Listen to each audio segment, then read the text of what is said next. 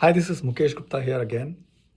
This is the fifth video in a series of videos that I'm creating to talk about some of the insights from my book, Thrive: Mindsets and Skill Sets Needed to Succeed in a World Dominated by Smart Machines and Intelligent Algorithms. We've been talking about mindsets for the past three videos. The first one was about yes and mindset. It was all about acceptance. Then we spoke about designer's mindset. It was all about exploration. Then we spoke about entrepreneur's mindset, which was all about looking for opportunities in every given situation. Today, I'm going to talk about a scientific mindset. So, what is a scientist's mindset? What do scientists typically do?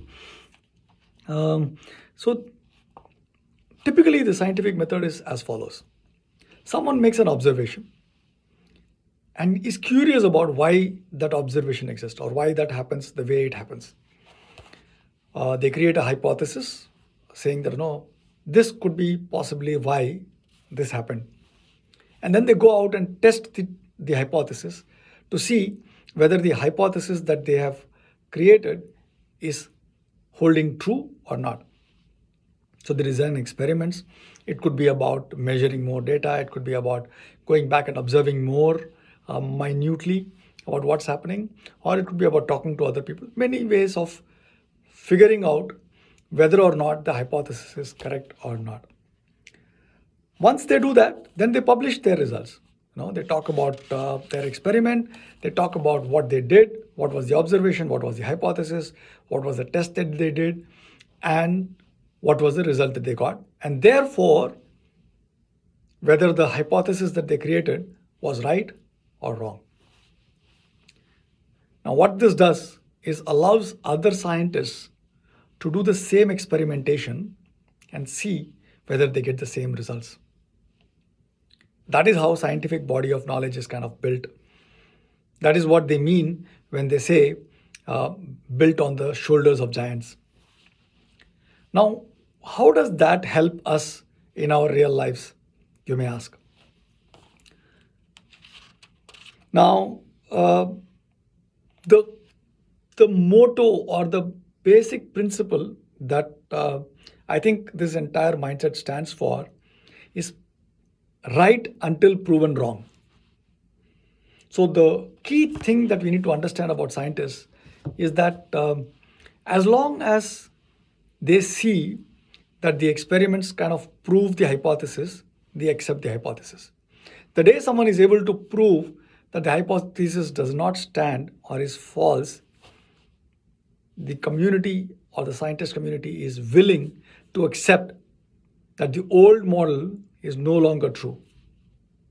That's how people move from Newton to Einstein to quantum mechanics. Right? They are willing to accept the fact that our initial assumption or our initial understanding was not right, or was not right in a given particular instance. Now, what happens in our lives is we observe something, and based on our past experience, we kind of decide why it happened and try and see if it needs to be addressed. We kind of, get head on in a problem solving mode and try to address it.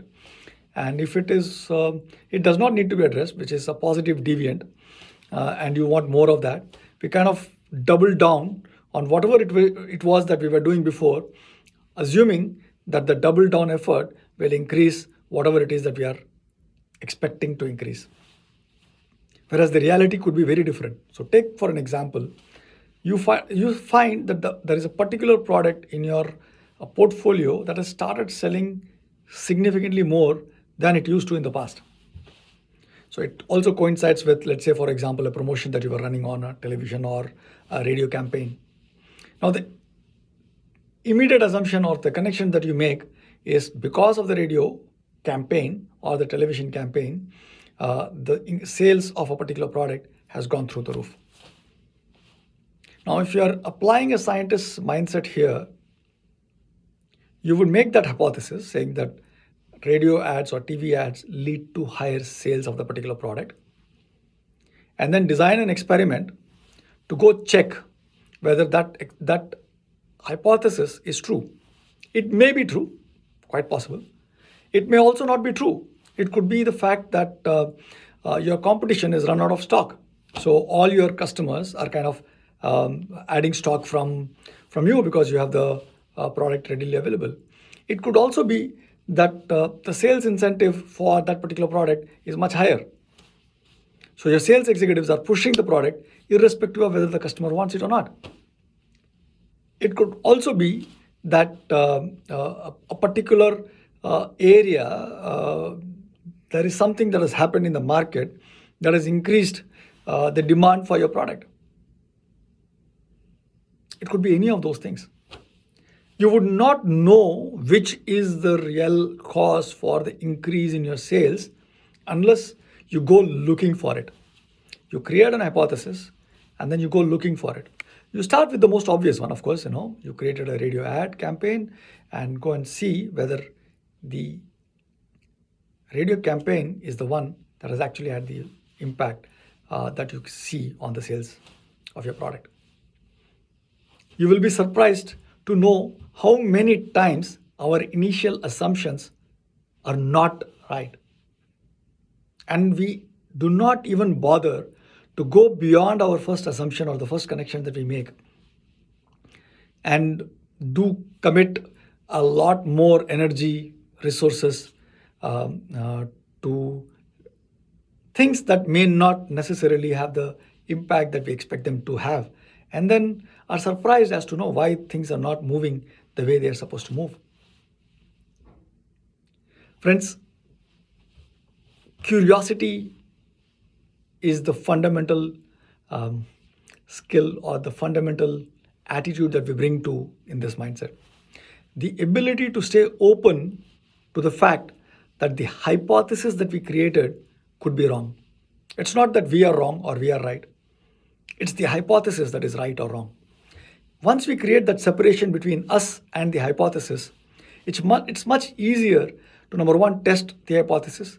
Number two, if it is not right, to discard it and move to the next hypothesis. It is that attachment that, it was my assumption, and if my assumption was wrong, I am wrong, is what creates the most problems. So, to kind of sum it up, a scientist's mindset is all about looking at an observation, interesting observation. It could be a positive or a negative deviant from what you expect. Designing experiments, creating a hypothesis as to why what you're observing has actually occurred, what caused the deviance. Designing an experiment to check whether your hypothesis is right or wrong. Publishing this within your peer group as to what is the result of the hypothesis. If the hypothesis is right, you continue to do the experiment and invest more resources, time, energy. If the hypothesis is wrong, discard it, move to the next hypothesis before committing further time, energy, and resources to doubling down on whatever it is that you are trying to accomplish. Again, please remember, the hypothesis can be right or wrong. You are not. And again, hypothesis is right until proven wrong. And when it does, do not feel too much about it. Just discard it and keep moving. This is a mindset that is very, very interesting to bring to a situation where you find deviance from the norm, positive or negative. So, thank you so much. Have a good day.